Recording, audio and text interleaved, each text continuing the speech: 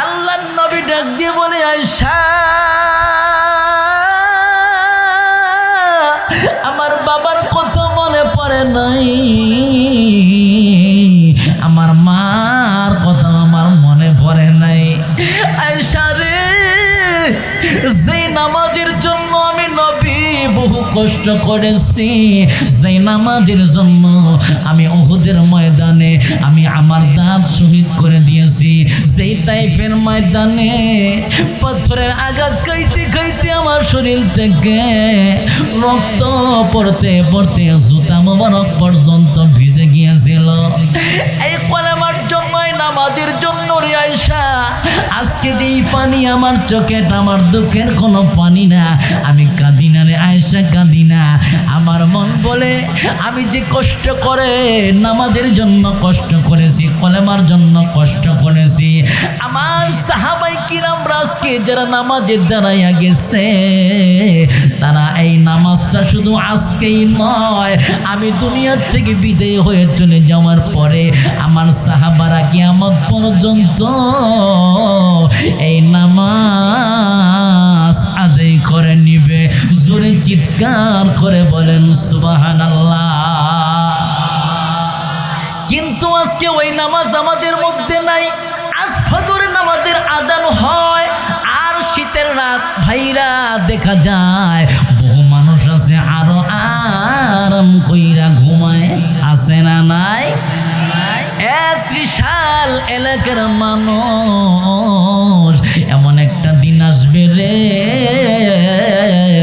যেই দিন ফজরের নামাজ তুমি আজকে পড়লা না, পড়ো না, এমন একটা সময় আসবে জোহরের নামাজও পড়তে পারবা না, জোহরের নামাজের পরে তোমার জানাজা হইতে পারে। কথা কোন ঠিক কিনা? কেমন করে ঘুমাও তুমি, কেমন করে ঘুমাও তুমি, ফজর করে কাজা এমন তো হতে পারে জোহরে জানাজা তোমার, এমন তো হতে পারে জোহরে আযান। কথা বলেন ঠিক কিনা? মুসলিম হয় না জন্ম আনিলেই মুসলমানের ঘরে, কাফের মুমিন তো ফাটা হয় সালাতের পরে, মানুষ সালাতের পরে। এ জীবনে সালাত যেন, এ জীবনে নামাজ যেন হয় না কবু কাজা, এমন তো হতে পারে জোহরে জানাজা তোমার, এমন তো হতে পারে জোহরে জানাজা। কথা বলেন ঠিক কিনা? বেনামাজির লাশ কবরেতে রাখবে রে যখন, মাটির চাপে পাঁজরের হাড় ভাঙবে রে তখন। বেনামাজির লাশ কবরেতে রাখবে রে যখন, মাটির চাপে পাঁজরের হাড় ভাঙবে রে তখন। বিষাক্ত ওই সাপের সবল, বিষাক্ত ওই সাপের সবল বেনামাজির সাজা, এমন তো হতে পারে জোহরে জানাজা তোমার, এমন তো হতে পারে জোহরে জানাজা। কেমন করে ঘুমাও তুমি, কেমন করে ঘুমাও তুমি, ফজর করে কাজা, এমন তো হতে পারে জোহরে জানাজা তোমার, এমন তো হতে পারে জোহরে জানাজা। জোরে আওয়াজ করে বলেন ঠিক না বেঠিক? আমার নবী এই নামাজের জন্য এত কষ্ট করছে, কথা বলেন ঠিক কিনা? আজকে সেই নামাজ আমরা পড়তে রাজি? আমার ভাইয়ের, আমার বন্ধুগণ, ত্রিশালের মানুষ আমি ছোট্ট কইরা বলে যাইতে চাই, বলে যাই রে, আমার কথাটা খুব মনোযোগ দিয়ে শুনবেন। একটা মানুষ এখন আউট হবেন না। আমার নবীজি এই দুনিয়া থেকে যেই দিন চির বিদায় হইয়া চলে যাবে, ওই দিন আমার নবী তাকাইয়া দেখে রে, তার চোখ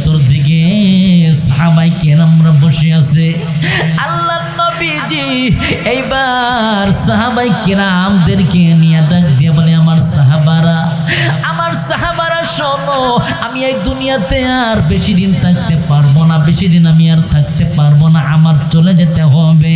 সাহাবাই কিরাম চোখের পানি ছেড়ে ছেড়ে কান্দে। আমার নবী ডাক দিয়ে বলে, আমার সাহাবারা শোনো, আমি মৌতের সময় তোমাদেরকে বলে যাই আমি চলে যাওয়ার পরে তোমরা নামাজকে ছেড়ে দিও না। জোরে বলেন সুবহানাল্লাহ। বন্ধুরে, আমার নবীজির কাছ থেকে সাহাবায়ে কিরামরা সরে গেল।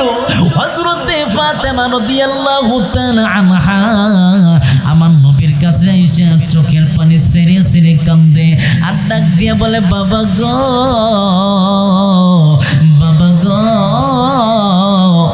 আপনার যে পরিমাণ জ্বর এসেছে, আপনি যে পরিমাণ অসুস্থ গো বাবা, ও বাবা, আপনি কি আমাদেরকে ছেড়ে চলে যাবেন? আমার নবীজি এই কথা আলোচনা করার সময় হঠাৎ করিয়া দরজার সামনে দাঁড়াইয়া কে জানি বারবার সালাম দেয়, আমার নবীরে সালাম দেয়। আমার নবী ডাক দিয়ে বলে, ফাতেমা রে, যাও যাও যাও, দরজার কাছে যাও, যাইয়া দেখো কে জানি বারবার সালাম দিতেছে। আল্লাহ নবী কথা বলার পরে হযরতে ফাতেমা রাদিয়াল্লাহু তাআলা আনহা এবার দরজার সামনে যাইয়া দেখে রে, এমন একজন মানুষ দাঁড়ানো, যে মানুষটার মাথাটা আসমানে পাটা জমিনে, ওই মানুষটা দেখে হযরতে ফাতেমা একটা দৌড় দিয়েছেন নবীজির কাছে যাইয়া বলে, বাবা গো, এমন মানুষ আমার জীবনেও কোনোদিন দেখি নাই। আল্লাহর নবী ডাক দিয়ে বলে, এ আয়েশা, এ আমার কলিজার টুকরা ফাতেমা, ভালো কইরা শোনো, যে মানুষটারে দেখছো তুমি বললা, আসলে মানুষ না, এ হলো হযরতে আজরাইল আলাইহিস সালাতু ওয়াস সালাম। হযরতে ফাতেমার কান্না আরো বেড়ে গেল। ডাক দিয়ে বলে, বাবা গো, ওই আজরাইল যেই বাড়িতে যায়, ওই বাড়িতে কাউরে না কাউরে ইতিম কইরা চলে যায় গো বাবা। আজকে আজরাইল আপনার কাছে আসার কারণ কি গো বাবা? আমার নবী ডেকে বলে, ফাতেমা, তুই কাঁদিস না রে, কাঁদিস না। এই দুনিয়াতে আমি নবীও থাকতে পারবো না, তুই ফাতেমাও থাকতে পারবি না, কারণ আমার আল্লাহ বলে দিয়েছে, কুল্লু নাফসিন যায়িকাতুল মাউত।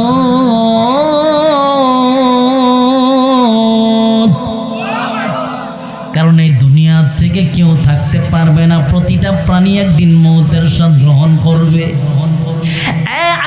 ফাতেমা, যাও যাও যাও, দরজাটা খুইলা দাও। এবার ফাতেমা শুধু কান্দে। আমার নবী বলে, ফাতেমা রে, আমি মারা যাওয়ার পর বেশি দিন দেরি হইবে না, তুমি আর সাথে আমার দেখা হইয়া যাবে। হযরত ফাতেমা বুঝতে পারলেন আমার আব্বাজান চলে যাওয়ার বেশি দিন নয়, অতি তাড়াতাড়ি আমাকেও চলে যাইতে হবে। হযরতে ফাতেমার কান্নাটা বন্ধ হইয়া গেল।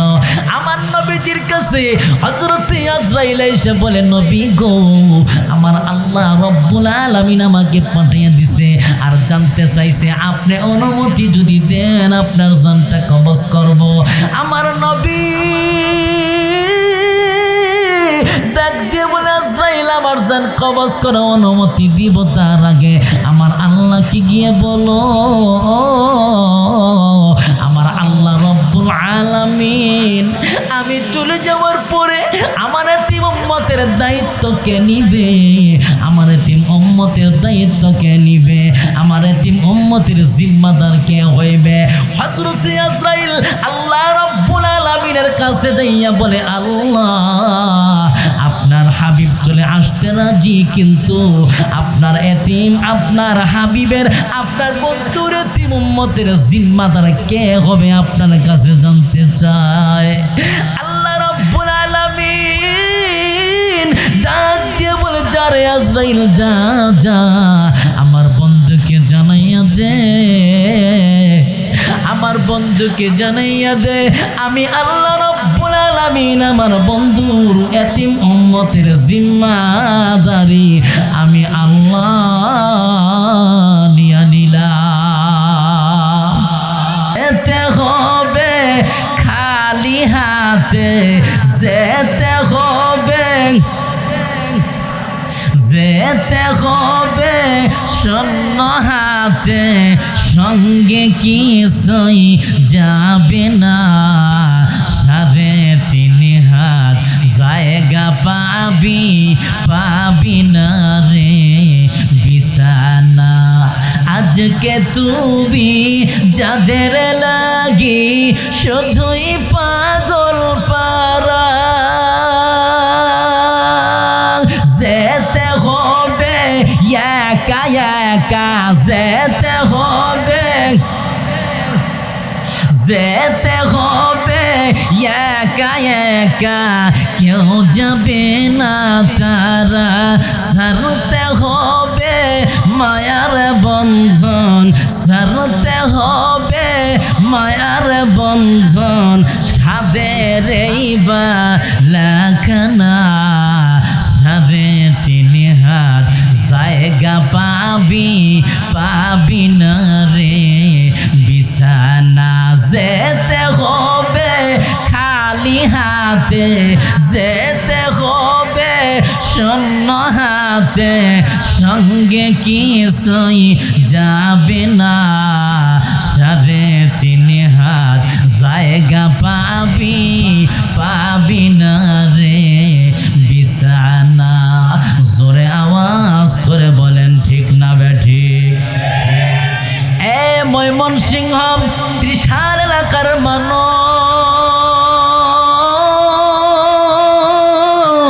একটু ভালো কইরা মনোযোগ লাগাইয়া কথাটা বোঝার জন্য চেষ্টা করবেন ভাই। আমার আল্লাহ রব্বুল আলামিনের বান্দার জানটা যখন কবজ করা হইল, আর কবজ করার সাথে সাথে জঙ্গলার কিছু হিংস্র প্রাণী এসে তার লাশটা চেড়ে ফিরে খাওয়া শুরু করে দিল।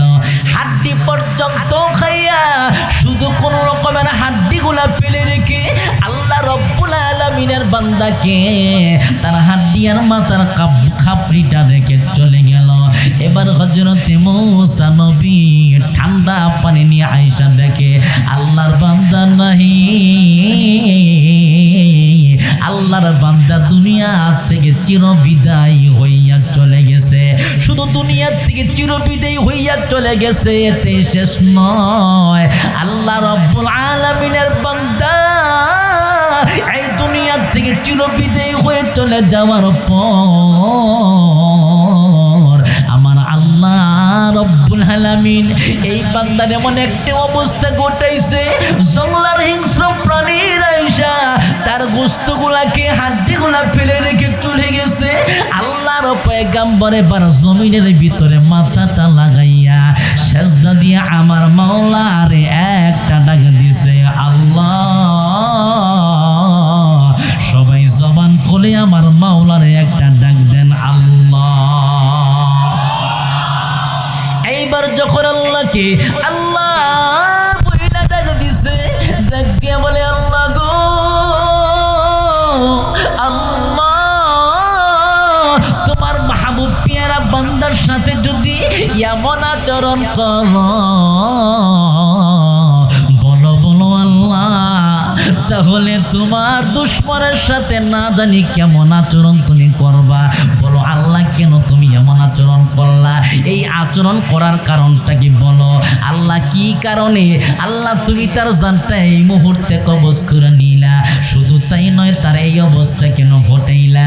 আমার আল্লাহ রব্বুল আলামিন ডাক দিয়া বলে, মূসা ভালো কইরা শুনে নাও, শুনে নাও। আমি আল্লাহ আমার বান্দারে বানাইছি, আমার বান্দা আমাকে ছাড়া আর কাউকে যেন সেজদা না করে। আমি আল্লাহ রব্বুল আলামিন ছাড়া আর কারো কাছে মাথা নত করতে পারবে না।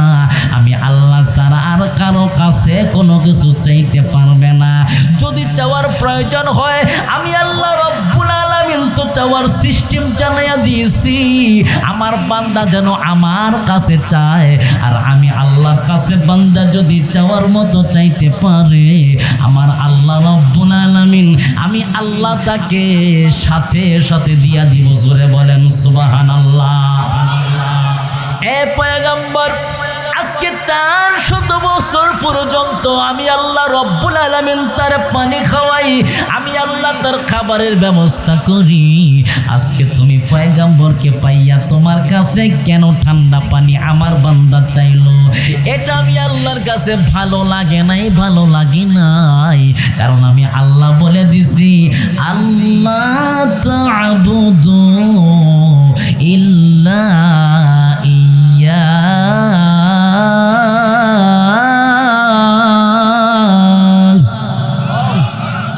আর একটু জবান খুলে পড়েন আল্লাহু আকবার। আল্লাহ বললেন, আমি আল্লাহ রব্বুল আলামিন সূরা বনী ইসরাঈল 15 নম্বর পারায় 23 নম্বর আয়াতে আমি আল্লাহ রব্বুল আলামিন সিদ্ধান্ত করে দিছি, আমি আল্লাহ ছাড়া আর কারো ইবাদত করা যাবে না, আমি আল্লাহ ছাড়া আর কারো কাছে কোনো কিছু চাওয়া যাবে না। কথা বলেন ঠিক কিনা? যদি চাইতে হয়, চাইতে হবে কার কাছে? আর একটু জবান খুইলা বলেন কার কাছে? আল্লাহ বললেন, বান্দা তুমি যদি আমি আল্লাহর কাছে চাওয়ার মতো চাইতে পারো, আমি আল্লাহ তোমাকে দেওয়ার মতো দিয়া দিব। কিন্তু কেমনে চাইবা? আল্লাহ রব্বুল আলামিন বলে দিলেন, আমি আল্লাহ তোমাকে চাওয়ার সিস্টেমটা জানিয়ে দিলাম। আল্লাহ বললেন, ইয়া আইয়ুহাল্লাযীনা আমানুস্তাঈনু বিস-সাবরি ওয়াস-সালাহ,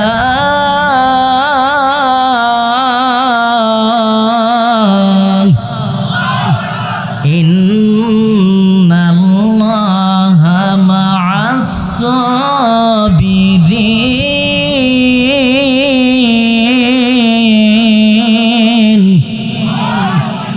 আমার ভাইয়ের, আমার বন্ধুগণ, আল্লাহ বললেন, হে দুনিয়ার ইমানদার বান্দা বান্দিরা, আমি আল্লাহর কাছে তোমার যখন সাহায্যের প্রয়োজন হবে, আমি আল্লাহর কাছে 2টা মাধ্যম দিয়ে সাহায্য চাইবে। 1 নাম্বার মাধ্যম হলো আমানুস্তাঈনু, 1 নাম্বার মাধ্যম হলো বিস-সাবরি, সবর দিয়া, ধৈর্য দিয়া। আমি আল্লাহর কাছে ধৈর্য নিয়ে তুমি সাহায্য চাইবে। আর 2 নম্বর মাধ্যম হলো ওয়াস-সালাহ, নামাজ দিয়া। ধৈর্য এবং নামাজ দিয়া বান্দা যদি আমি আল্লাহর কাছে সাহায্য চাইতে পারো, আমি আল্লাহ রব্বুল আলামিন তোমাকে 100% সাহায্য করব। জোরে চিৎকার করে বলেন সুবহানাল্লাহ। কিন্তু বর্তমানে আমাদের ধৈর্য কি আছে ভাই? ওরে বাপরে বাপ, যদি একজনে আমারে ঘুষি মারে, আমি ঘুষির পরিবর্তে তারে কি করি? লাঠি দিয়ে মারি। কথা বলেন ঠিক কিনা? ধৈর্য থাকতে হবে নিজের নিয়ন্ত্রণে, সেটাও আল্লাহর সন্তুষ্টির জন্য। কথা বলেন ঠিক কিনা? একদিন আল্লাহর নবীর মেয়ের জামাই, যার নাম হযরতে আলী, জোরে বলেন নাম কি? হযরত আলীর সামনে আমার নবীরে গালি দিছে। কি করছে? আমার নবীরে গালি দিছে। আমার নবীরে গালি দেওয়ার সাথে সাথে হযরত আলী তার বুকের মধ্যে চৈরা ডাক দিয়ে বলে, এই ইহুদি রে, আমার নবীকে গালি দিছ, তোকে আমি হত্যা করে ফালাইব। যখন এই কথা বলছে, হযরত আলীরে নিচের থেকে থুতু মারছে। কি মারছে? নিচের থেকে থুতু মারছে। আর থুতু মারার সাথে সাথে হযরত আলী রাদিয়াল্লাহু তাআলা আনহু তাকে ছেড়ে দিছে। এবার অন্যান্য সাহাবারা ডাক দিয়ে বলে, আলী, ঘটনা কি? নবীরে গালি দিল, তুমি তার বুকে চাপ দিয়ে ধইরা তাকে জমিনের মধ্যে ফালাইলা, অথচ থুতু মারলো। তোমার তো আরো বেশি রাগ হওয়ার কথা ছিল, তুমি তো তার আর বেশি পিটানোর কথা ছিল, অথচ তাকে ছেড়ে দিলে। এর কারণটা বলো। কি কোন কারণ আছে না নাই? হযরত আলী রাদিয়াল্লাহু তাআলা আনহু ডাক দিয়ে বললেন, আমি যখন তাকে চাপ দিয়ে ধরছি বুকের ভিতরে, আমার নবীর গালি দেওয়ার কারণে আমি আমার নবীকে গালি দেওয়া এটা ইসলামে নাই। আমার নবীকে গালি দিলে তাকে হত্যা করতে হবে। আমার নবীকে কেউ গালি দিতে পারবে না, সেটা মুসলমান হোক, ইহুদি হোক, খ্রিস্টান হোক, গালি দেওয়ার অধিকার কারো নাই। এই জন্য আমি তাকে আমার মাওলার সন্তুষ্টির জন্য আমি তার বুকের মধ্যে চাপতে ধরছি। কিন্তু যখন সে থুতু মারছে তখন কিন্তু থুতুটা আমার নবীরে মারে নাই, আমারে মারছে। কথা বলেন ঠিক কিনা? এখন যদি আমি তারে মারতে যাই, মানুষ মনে করবে যে আমারে থুতু মারার কারণে আমি তাকে মারতেছি, রাগটা আমার দিকে চলে আসছে। আমি আমার নিজের রাগকে কন্ট্রোল করেছি। আমি রাগ করেছি একমাত্র আমার আল্লাহর সন্তুষ্টির জন্য, আমার নবীর জন্য। কথা বলেন ঠিক না বেঠিক? এই জন্য কি করতে হবে? আল্লাহর কাছে ধৈর্য নিয়ে দেখেন কি পরিমাণ আলীর ধৈর্য। এত রাগের ভিতরেও সে নিজেকে কন্ট্রোল করে ধৈর্য ধারণ করে ইহুদিকে ছেড়ে দিয়ে বললেন, আজকে আমারে থুতু মেরে আজকে বেঁচে গেলি, থুতু না মারলে তোর খবর আসাল। কথা বলেন ঠিক কিনা? কথা বলেন ঠিক কিনা? আমার ভাইয়ের, আমার বন্ধুগণ, এই জন্য আল্লাহ রাব্বুল আলামিন পবিত্র কোরআনে কারীমের ভিতরে বলে দিলেন, ইয়া আইয়ুহাল্লাযীনা আমানুস্তাঈনু বিস-সাবরি ওয়াস-সালাহ ইন্নাল্লাহা মা'আস-সাবিরিন।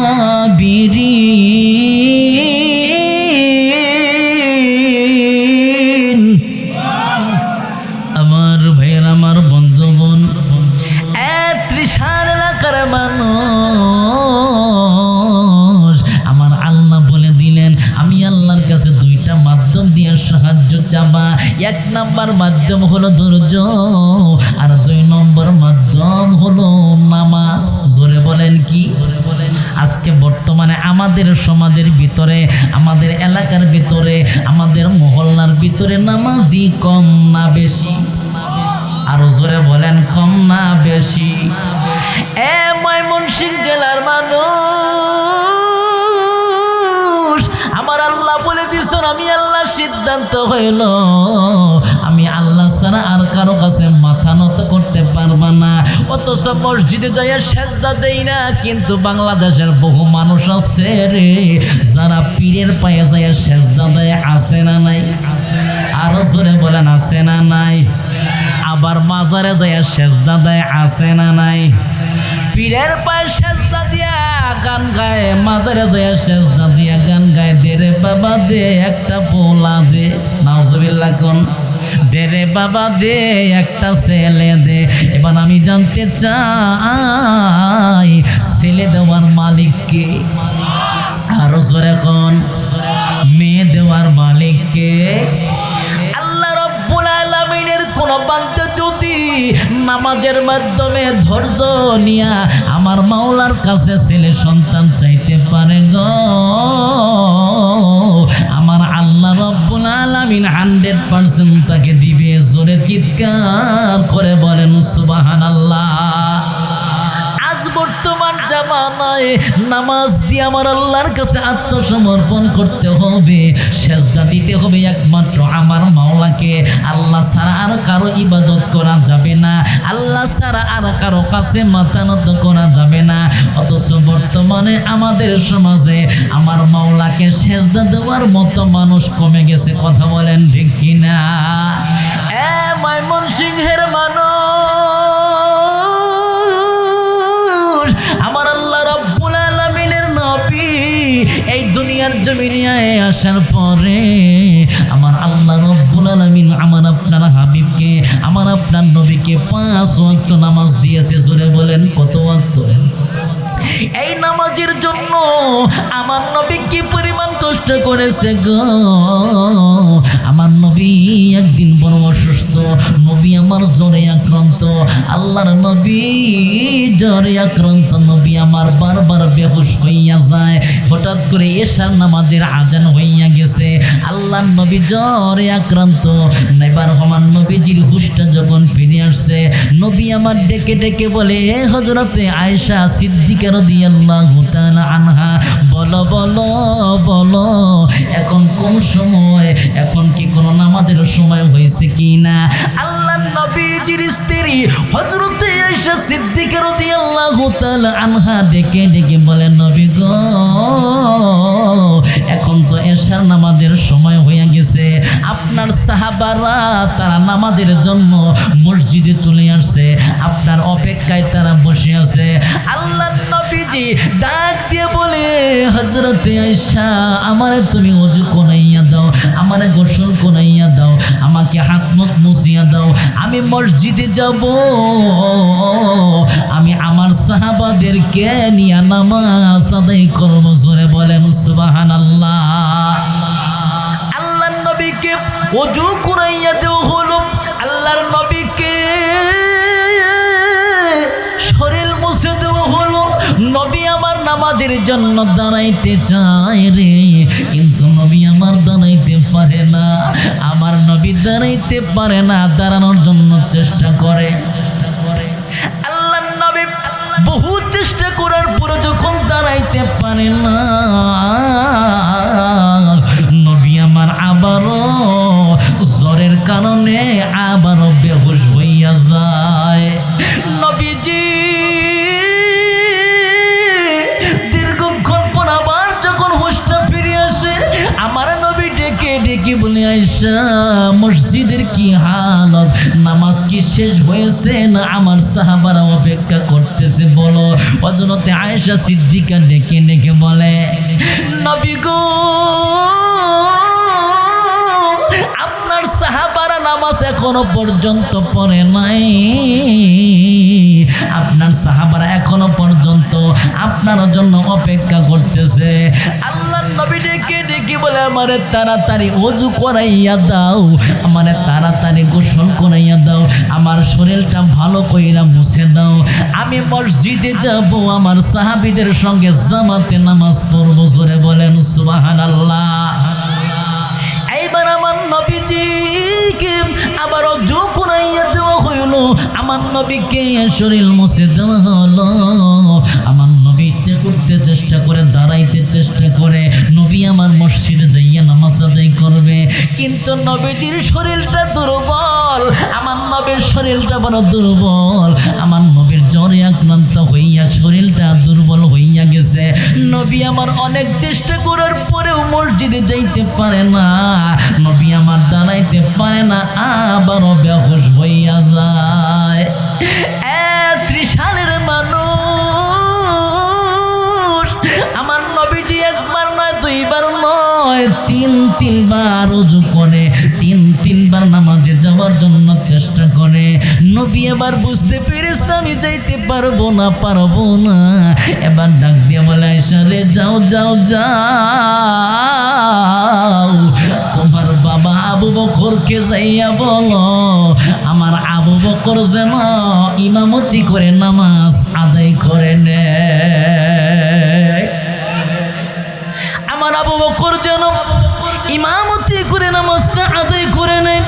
আমার দ্বারা সম্ভব নয় মসজিদে যাওয়া, আমি মসজিদে যাইতে পারবো না।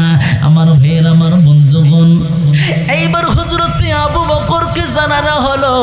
হযরতে আবু বকর নামাজে দাঁড়াইয়া যায়। হযরতে বিলাল রাদিয়াল্লাহু তাআলা আনহু দুইটা চোখের পানি ছেড়ে দিয়া কান্দে আর একামত বলে। নামাজ শুরু হইয়া গেল। আমার নবীজি ডাক দিয়ে বলে, সারে মসজিদে কি নামাজ শুরু হয়ে গেছে?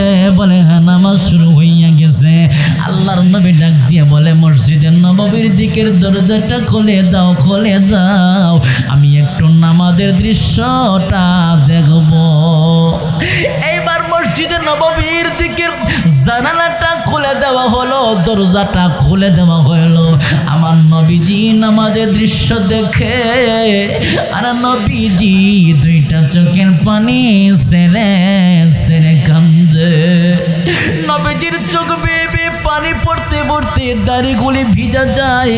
হযরতে আয়েশা সিদ্দিকা ডাক দিয়ে বলেন, নবী গো, আপনি কেন কাঁদেন? আপনার চোখে কেন পানি? আপনি কোন কারণে কাঁদেন গো নবী? আপনার বাবার কথা কি আপনার মনে পড়ে গেছে, না আপনার মায়ের কথা আপনার মনে পড়ে গেছে? আল্লাহর নবী ডাক দিয়ে বলে, আয়েশা, আমার বাবার কথা মনে পড়ে নাই, আমার মার কথা আমার মনে পড়ে নাই। আয়েশা রে, যেই নামাজের জন্য আমি নবী বহু কষ্ট করেছি, যেই নামাজের জন্য আমি উহুদের ময়দানে আমি আমার দাঁত শহীদ করে দিয়েছি, যেই তাইফের ময়দানে পাথরের আঘাত খাইতে খাইতে আমার শরীর থেকে রক্ত পড়তে পড়তে জুতা মোবারক পর্যন্ত ভিজে গিয়েছিল, এই কলেমার জন্য, এই নামাজের জন্য রে আয়েশা, আজকে যেই পানি আমার চোখে, আমার দুঃখের কোনো পানি না, আমি কাঁদি না রে আয়েশা, কাঁদি না। আমার মন বলে আমি যে কষ্ট করে নামাজের জন্য কষ্ট করেছি, কলেমার জন্য কষ্ট করেছি, আমার সাহাবাই কিরাম রাজকে যারা নামাজে দাঁড়াইয়া গেছে, তারা এই নামাজটা শুধু আজকেই নয়, আমি দুনিয়ার থেকে বিদায় হয়ে চলে যাওয়ার পরে আমার সাহাবারা কিয়ামত পর্যন্ত এই নামাজ আদায় করে নিবে। জোরে চিৎকার করে বলেন সুবহানাল্লাহ। কিন্তু আজকে ওই নামাজ আমাদের মধ্যে নাই। আজ ফজরের নামাজের আজান হয় আর শীতের রাত ভাইরা দেখা যায় বহু মানুষ আছে আরো আরাম কইরা ঘুমায়, আছে না নাই? ৩০ এলাকার মানুষ, এমন একটা দিন আসবে রে, যেই দিন ফজরের নামাজ তুমি আজকে পড়লা না, পড়ো না, এমন একটা সময় আসবে জোহরের নামাজও পড়তে পারবা না, জোহরের নামাজের পরে তোমার জানাজা হইতে পারে। কথা কোন ঠিক কিনা? কেমন করে ঘুমাও তুমি, কেমন করে ঘুমাও তুমি, ফজর করে কাজা, এমন তো হতে পারে জোহরে জানাজা তোমার, এমন তো হতে পারে জোহরে জানাজা। কথা বলা ঠিক কিনা? মুসলিম হয় না জন্ম আনিলেই মুসলমানের ঘরে, কাফের মুমিন তফাৎটা হয় সালাতের পরে, মানুষ সালাতের পরে। এ জীবনে সালাত যেন, এ জীবনে নামাজ যেন হয় না কবু কাজা, এমন তো হতে পারে জোহরে জানাজা তোমার, এমন তো হতে পারে জোহরে জানাজা। কথা বলা ঠিক কিনা? বেনামাজির লাশ কবরেতে রাখবে রে যখন, মাটির চাপে পাঁজরের হাড় ভাঙবে রে তখন। বেনামাজির লাশ কবরেতে রাখবে রে যখন, মাটির চাপে পাঁজরের হাড় ভাঙবে রে তখন। বিষাক্ত ওই সাপের সবল, বিষাক্ত ওই সাপের সবল, বেনামাজির সাজা, এমন তো হতে পারে জোহরে জানাজা তোমার, এমন তো হতে পারে জোহরে জানাজা।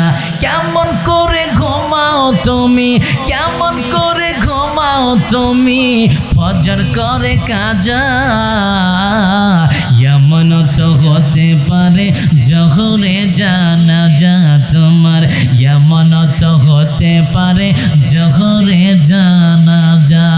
জোরে আওয়াজ করে বলেন ঠিক না বেঠি? আমার নবী এই নামাজের জন্য এত কষ্ট করছে। কথা বলেন ঠিক কিনা?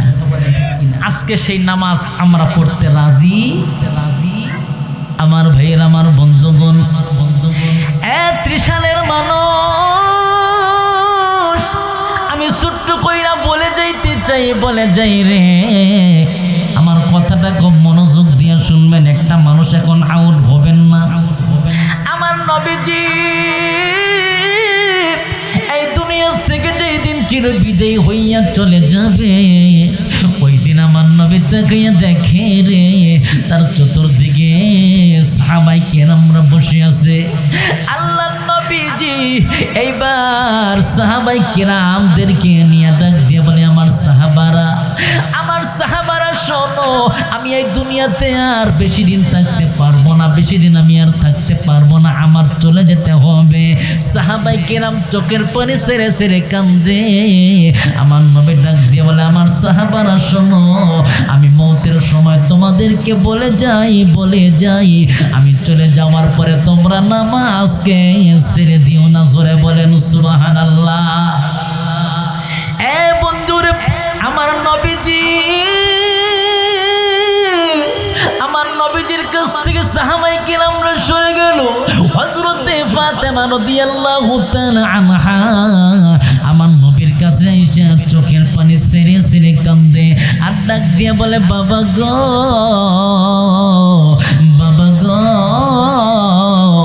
আপনার যে পরিমাণ জ্বর এসেছে, আপনি যে পরিমাণ অসুস্থ গো বাবা, ও বাবা, আপনি কি আমাদেরকে ছেড়ে চলে যাবেন?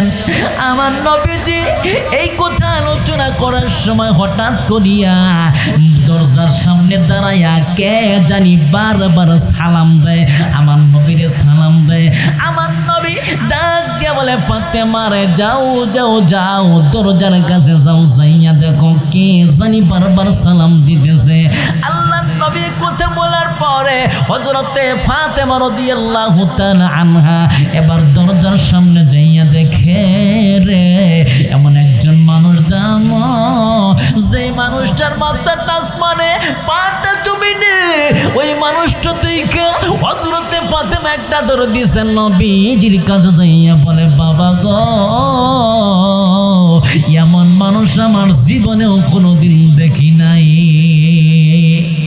আল্লাহর নবী ডাক দিয়ে বলে, এ আয়েশা, এ আমার কলিজার টুকরা ফাতেমা, ভালো কইরা শোনো, যে মানুষটারে দেখছো তুমি বললা, আসলে মানুষ না, এ হলো হযরতে আজরাইল আলাইহিস সালাতু ওয়াস সালাম।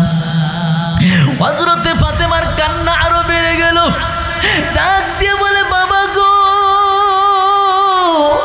ওই আজরাইল যেই বাড়িতে যায়, ওই বাড়িতে কাউরে না কাউরে ইতিম কইরা চলে যায় গো বাবা। আজকে আজরাইল আপনার কাছে আসার কারণ কি গো বাবা? আমার নবী ডেকে বলে, ফাতেমা, তুই কাঁদিস না রে, কাঁদিস না। এই দুনিয়াতে আমি নবীও থাকতে পারবো না, তুই ফাতেমাও থাকতে পারবি না, কারণ আমার আল্লাহ বলে দিয়েছে, কুল্লু নাফসিন যায়িকাতুল মাউত।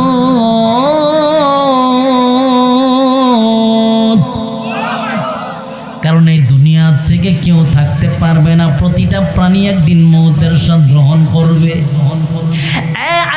ফাতেমা, যাও দরজাটা খুইলা দাও। এবার ফাতেমা শুধু কান্দে। আমার নবী বলে, ফাতেমা রে, আমি মারা যাওয়ার পর বেশি দিন দেরি হইবে না, তুমি আর সাথে আমার দেখা হইয়া যাবে। হযরত ফাতেমা বুঝতে পারলেন আমার আব্বাজান চলে যাওয়ার বেশি দিন নয়, অতি তাড়াতাড়ি আমাকেও চলে যাইতে হবে। হযরতে ফাতেমার কান্নাটা বন্ধ হইয়া গেল। আমার নবীজির কাছে হযরতে আজরাইল এসে বলে, নবী গো, আমার আল্লাহ রব্বুল আলামিন আমাকে পাঠিয়ে দিছে, আর জানতে চাইছে আপনি অনুমতি যদি দেন আপনার জানটা কবজ করব। আমার নবী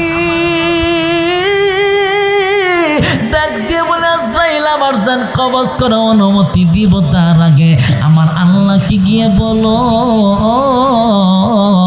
আমার আল্লাহ রব্বুল আলামিন আমি চলে যাওয়ার পরে আমার এতিম উম্মতের দায়িত্ব কে নিবে? আমার এতিম উম্মতের দায়িত্ব কে নিবে? আমার এতিম উম্মতের জিম্মাদার কে হইবে? হযরত আজরাইল আল্লাহ রব্বুল আলামিনের কাছে যাইয়া বলে, আল্লাহ, আপনার হাবিব চলে আসতে রাজি, কিন্তু আপনার এতিম, আপনার হাবিবের, আপনার বন্ধুর এতিম উম্মতের জিম্মাদার কে হবে আপনার কাছে জানতে চায়। আল্লাহ রাব্বুল আলামিন ডাক দিয়ে বলে, যারে আজরাইল যা যা আমার বন্ধুকে জানাইয়া দে, আমার বন্ধুকে জানাইয়া দে আমি আল্লাহ রাব্বুল আলামিন আমার বন্ধুর এতিম উম্মতের জিম্মাদারি আমি আল্লাহ নিয়া নিলাম। এ বন্ধুরে, লম্বা নয় লম্বা নয়, লম্বা চৌড়া কোনো কথা নয়, আমার নবীজির জানতে বাটা হইল ওয়া মা মালাকাত আইমানুকুম আসসালাত আসসালাত, আমার উম্মতিরা নামাজ ছেড়ে দিও না। আল্লাহর নবী কথাগুলি বলতে বলতে এই দুনিয়াটা ছেড়ে চিরবিদায় হইয়া চলে যায়। আমার দিনের নবী কামলেওয়ালা নাই রে দুনিয়ায়। কথা বলে ঠিক কিনা? আমার সাথে একটু বলেন, আমার দিনের নবী কামলেওয়ালা নাই রে দুনিয়ায়। আমার দিনের নবী কামলেওয়ালা ঘুমায়াছেন সোনার মদিনায়। আজ কেনে গো আহাজারি, আজ কেনে গো মাতম জারি সারা দুনিয়ায়। আমার দিনের নবী কামলেওয়ালা ঘুমায়াছেন সোনার মদিনায়। নবীজির ওফাত শুনিয়া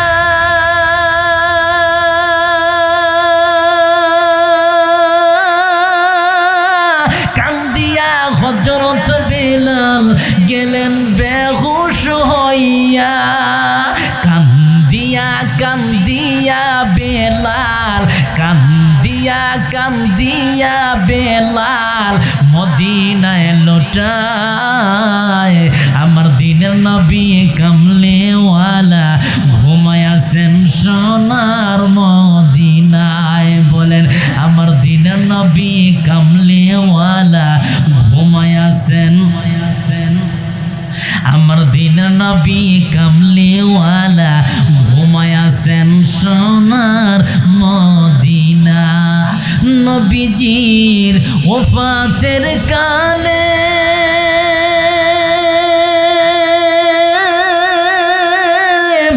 বনের পশু পাখি কান্দিয়া কান্দিয়া মরে,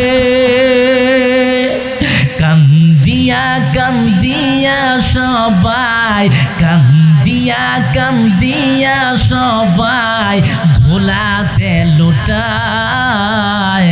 আমার দিনের নবী কামলেওয়ালা ঘুমায়াছেন সোনার মদিনায়। আজ কেনে গো আহাজারি সারা দুনিয়ায়। আমার দিনের নবী কামলেওয়ালা ঘুমায়াছেন সোনার মদিনায়। জোরে আওয়াজ করে বলেন ঠিক না বেঠিক?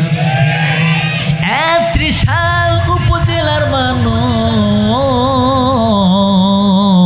খুব ভালো কইরা বুঝবেন, আমার আল্লাহ রব্বুল আলামিন এই জন্য ১ নাম্বার সিদ্ধান্ত জানিয়ে দিয়েছেন, আল্লাহ তা'বুদু ইল্লা ইয়া।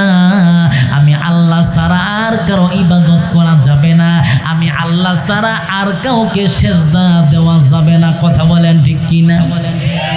এটা আমার আল্লাহর ১ নাম্বার সিদ্ধান্ত, আমি আল্লাহ ছাড়া আর কাউকে প্রভু মেনে নেওয়া যাবে। আমার ভাইয়ের, আমার বন্ধুগণ, এবার আসেন আমার আল্লাহ রব্বুল আলামিনের ২ নাম্বার সিদ্ধান্ত কি? আল্লাহ রব্বুল আলামিনের ২ নাম্বার ফয়সালা কি? আল্লাহ রব্বুল আলামিন তার ২ নাম্বার ফয়সালা, ২ নাম্বার সিদ্ধান্ত জানিয়ে দিলেন, ওয়া বিল ওয়ালিদাইনি ইহসানা।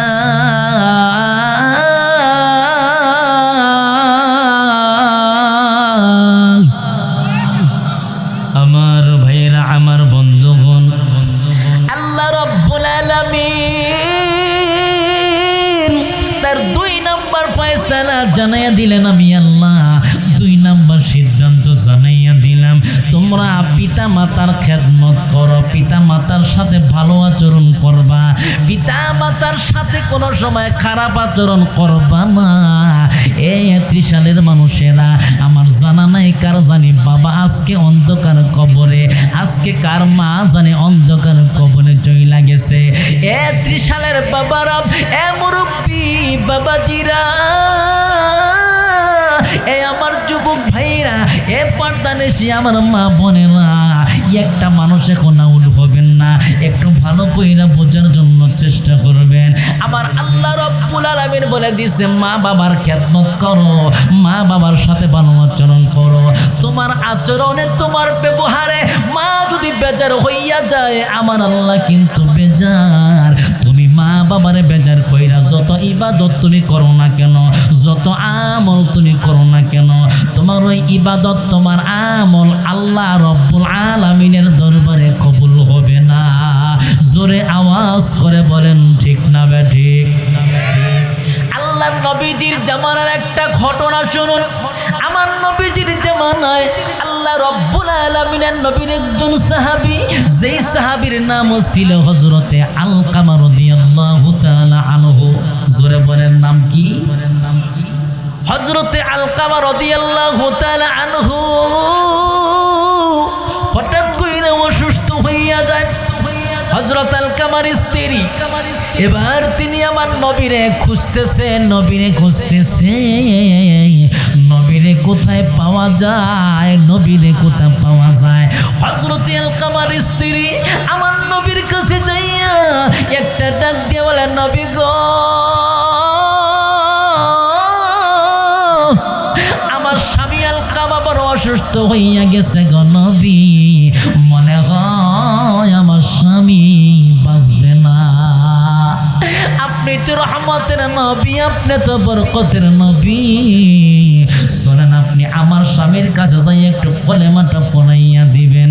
এ বন্ধুরে, আমার নবী কিন্তু রহমতের নবী ছিল, আমার নবী কিন্তু বরকতের নবী ছিল। কথা বলেন ঠিক কিনা? আল্লাহ বলে দিছেন, ওয়ামা আরসালনাকা ইল্লা রাহমাতাল লিল আলামিন।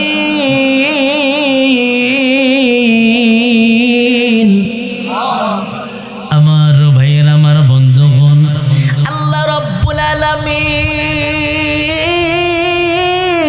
জানাইয়া দিলেন, আমি আল্লাহ রব্বুল আলামিন আমার বন্ধুকে, আমার হাবিবকে দুনিয়ার জন্য রহমত স্বরূপ পাঠাইয়া দিয়েছি। আমার নবী কিন্তু শুধু মানুষের জন্য রহমত নয়, আমার নবী মানুষের জন্য রহমত, আমার নবী জিনের জন্য রহমত, আমার নবী মুসলমানের জন্য রহমত। আমার নবী এই দুনিয়ার জমিনে যত মাখলুক, যত সৃষ্টি কুল আছে, সকলের জন্য ছিল রহমত। জোরে বলেন সুবহানাল্লাহ। রহমাতুল লিল আলামিন নবী, রহমাতুল লিল আলামিন নবী, কোরআনে প্রমাণ, উম্মত বিনে কে বুঝিবে আমার দিনের নবীর শান। কথা বলেন ঠিক কিনা? নবী আমার মদিনারি বুলবুল,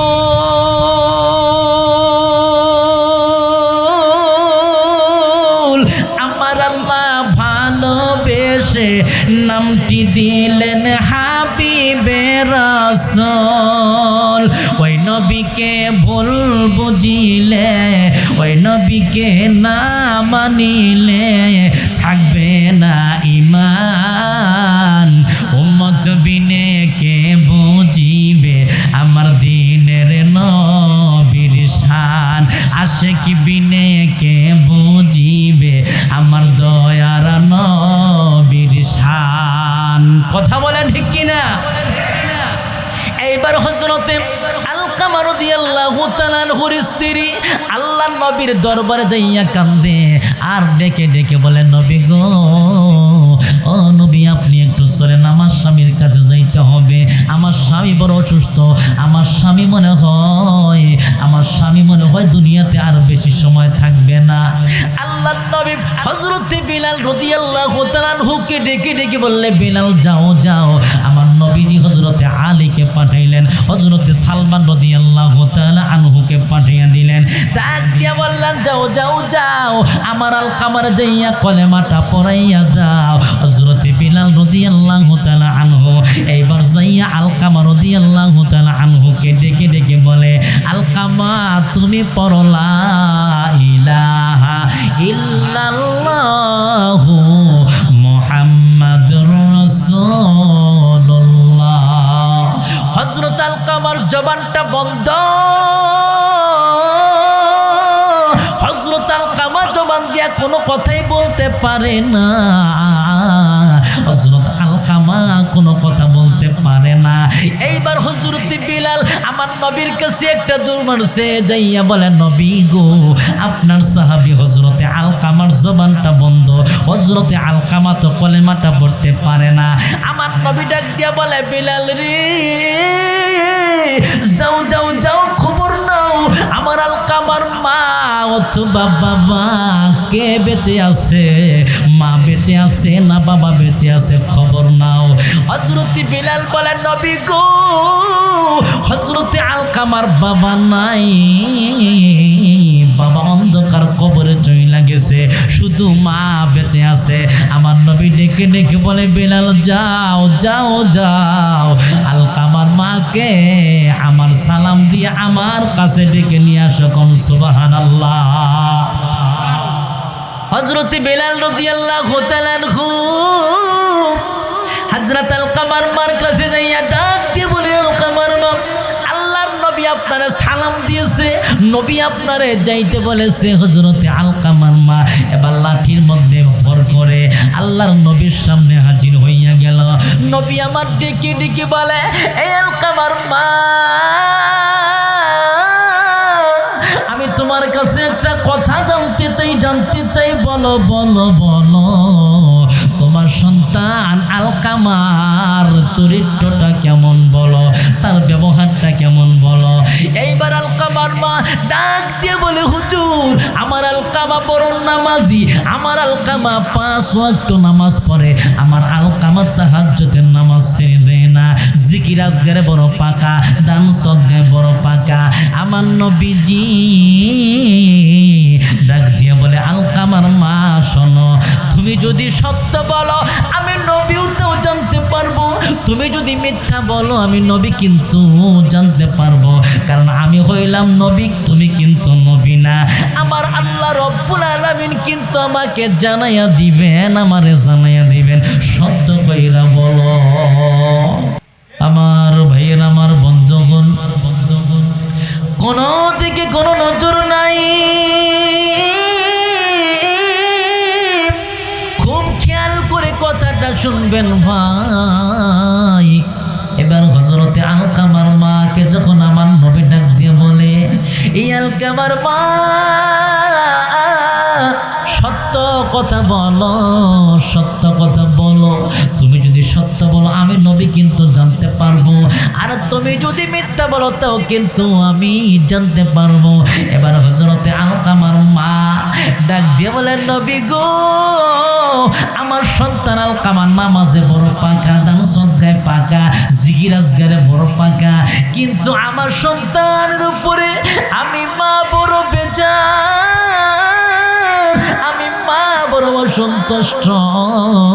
সে তার কারণটা হলো আমার সন্তান আলকামা আমার চাইতে তার বিবিকে বেশি প্রাধান্য দেয়, তার বিবিকে বেশি ভালোবাসে, এই জন্য আমি মা একটু বেজার। আল্লাহ নবী ডাক দিয়ে বলে, বেলাল রে, দেরি নয়, দেরি নয়, তাড়াতাড়ি লাকড়ি সংগ্রহ করো, কাঠ সংগ্রহ করো, হযরতে আলকামারে দুনিয়ার আগুনে জ্বালাইয়া দিব।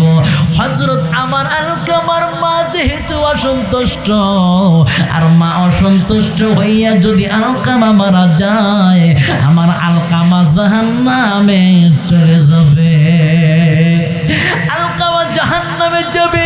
মারে বেজার বানাইয়া যত ইবাদত আলকামা করুক না কেন, কোন ইবাদত আল্লাহর দরবারে কবুল হইবে না। মাকে বেজার কইরা যত ইবাদত করুক না কেন, যত নফল নামাজ তাহাজ্জুদের নামাজ পড়ুক না কেন, কোন ইবাদতই আল্লাহর দরবারে কবুল হবে না। ও সংগ্রহ করার জন্য যাবে এমন সময় আলকামার মা একটা চিৎকার মেরে আমার নবীরে ডাক দিচ্ছে, নবী গো,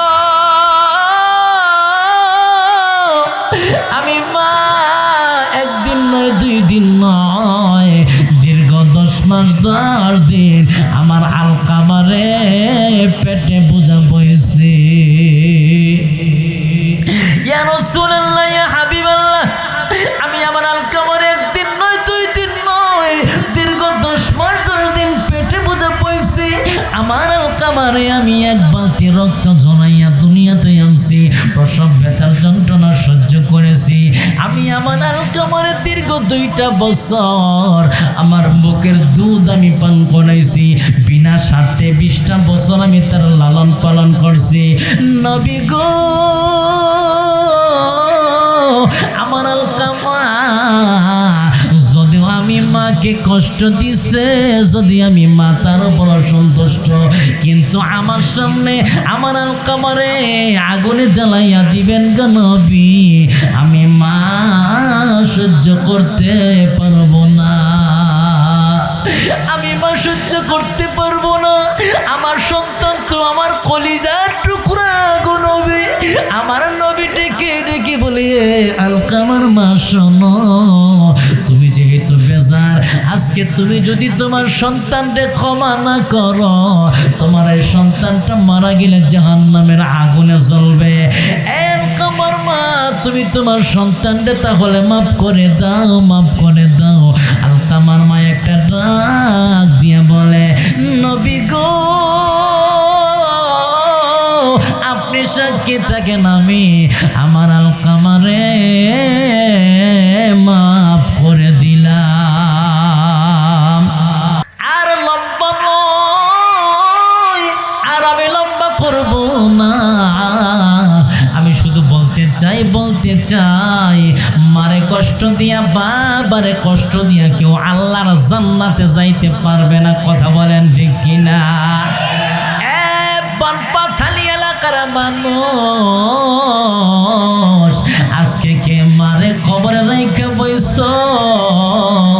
আমি কিন্তু জানি না। আজকে কে বাবারে কবরে রাইখা বসছ, আমি জানি না। এ বন্ধুরে, আর জীবনে কোনোদিন বাবারে বাবা বইলা ডাক দিতে পারবা না, আর জীবনে মারে মা বইলা ডাক দিতে পারবা না। জীবনের তরে যারা মা হারাইছ রে, জীবনের তরে যারা বাবা হারাইছ, আর জীবনে কোনোদিন ওই মার বাবারে তুমি পাইবা না। এই দুনিয়ার জমিনে কত সন্তানকে দেখি মার জন্য গোরস্থানের পাশে দাঁড়াইয়া চিৎকার মেরে কান্দিয়ার বলে, মা গো, ও মা, আর জীবনে কি কলিজা বইরা ডাক দিবা না? আর জীবনে কি ফোন কইরা খবর নিবা না বাবারে, এখনো কেন বাড়ি আসো না? আর জীবনে কি আম্মা গো, তুমি নিজ হাতে রান্না কইরা খাওয়াইবে না? ও মা, তামাম পৃথিবীর খবর মোবাইলের মাধ্যমে, ইন্টারনেটের মাধ্যমে, ফেসবুকের মাধ্যমে, গুগলের মাধ্যমে পাই গো মা, কিন্তু তুমি কবরে কেমন আছো গো মা? তোমার তো কোনো খবর পাই না।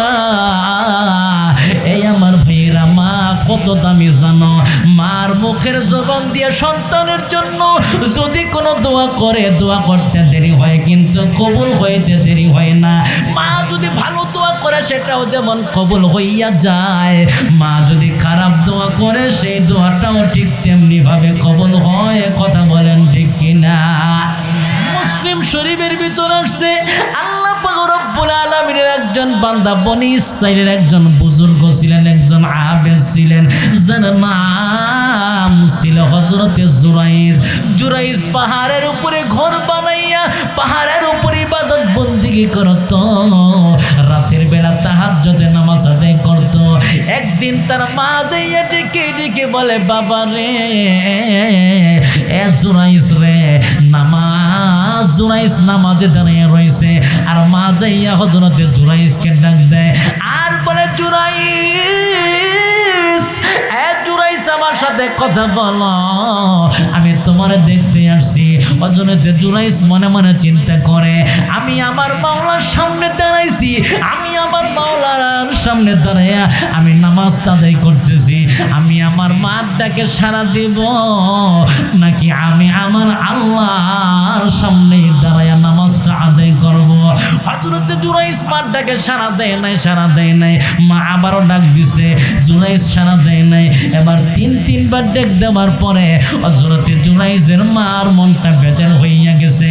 হযরত জুরাইজের মা একটা ডাক দিয়ে বলে, রে মনটা বেজার করে, আল্লাহ আমার সন্তান এত ডাকলাম, আমার সন্তান আমার ডাকে সাড়া দিল না, আমার ওই সন্তানকে তুমি বেশ্যা নারীর ফিতনায় না ফালায়া মরণ দিও না। দোয়াটা ভালো না খারাপ?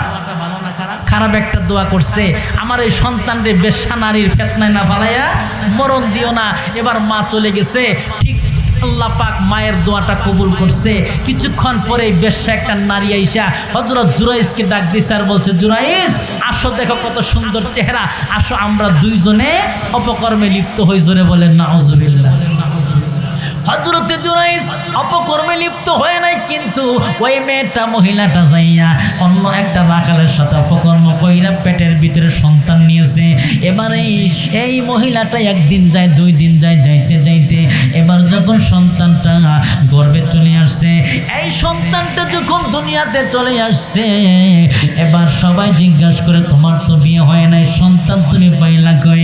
এবার মেয়েটা ডেকে বলে, তোমরা যারা আল্লাহর ওলি মনে করো, তোমরা যাতে পরহেজগার মনে করো, ওই জুরাইজের সন্তান হইল আমার পেটে। এবার এলাকার মানুষ সবাই যাইয়া হযরত জুরাইজ যেই পাহাড়ের উপরে ঘর বানায় ইবাদত বন্দেগি করে, তার ঘরের মধ্যে যাইয়া এবার সবাই হামলা চালাইছে, তার খানকা ভেঙ্গে চুরমার করে দিয়েছে, জুরাইজ রে পিটাইয়া পাহাড় থেকে নামাইছে। এবার সবাই বলে, জুরাইজ বলে, কেন মারো বলো। সবাই ডাক দিয়ে বলে, জুরাইজ রে বলো তুমি কেন এই মহিলার সাথে এমন অপকর্ম করছো? হযরত জুরাইজ ডাক দিয়ে বলে, না আমি এমন অপকর্ম করি নাই। বলে, তার প্রমাণ কি তোমার কাছে? হযরত জুরাইজ ডাক দিয়ে বলে, ওই শিশু বাচ্চাটাকে আমার সামনে হাজির করো। ওই ছোট্ট নাবালক শিশু বাচ্চাকে হযরত জুরাইজ একটা ডাক দিয়ে বলে, এ আল্লাহর বান্দা, তুমি বলো তোমার বাবাকে, মান হুয়া আবুক, তোমার বাবাকে বলো। ওই ছোট্ট মাসুম বাচ্চাটা আল্লাহ রাব্বুল আলামিনের হুকুমে ওই ছোট্ট মাসুম বাচ্চাটা ডাক দিয়ে বলে, আমার বাবা জুরাইজ নয়, আমার বাবা হইল ওই পাহাড়ের কিনারায় দাঁড়ানো রাখাল। জোরে চিৎকার মেরে বলেন আল্লাহু আকবার। এই ছোট্ট শিশু বাচ্চার জবান দিয়ে যখন আমার বাক্যটা বের হইয়া যায়, সবাই তো অবাক হইয়া যায়। এবার সবাই ক্ষমা চাই, জুরাইজ মাফ করে দাও। হযরত জুরাইজ বলে, না তোমাদের কোনো ভুল নাই, ভুলটা হইল আমার। আমি নফল নামাজ পড়তেছিলাম, আমার মা আমারে বারবার ডেকেছিল, আমি আমার মার ডাকে সাড়া দিই নাই, আর মার ডাকে সাড়া না দেওয়ার কারণে আজকে আমার মা আমারে বদদোয়া দিয়েছিল, আমি যেন বেশ্যা নারীর ফিতনায় পড়ে যাই। আমার আল্লাহ রাব্বুল আলামিন আমার মায়ের দোয়াটা কবুল কইরা আমারে মুসিবতে ফলাইয়া দিয়েছে। এমন পাথালি এলাকার মানুষ, এই জন্য কার মা নাই আমি জানি না, কার বাবা নাই আমি জানি না। এই জন্য যার বাবা নাই মা নাই, আমি আজকে দেখতে চাই কার বাবা নাই, কার মা নাই, কার বাবা নাই, হাতটা জাগায় একটু দেখান তো আমার বাবা নাই। আল্লাহ তুমি টাকা দেখো, তোমার বান্দারা বাবা যারা হারাইছে হাত বাড়াইছে, হাতটা নামান। এবার যার মা নাই হাতটা বাড়াই দেখান, আমার মা নাই। আহারে কার মা নাই,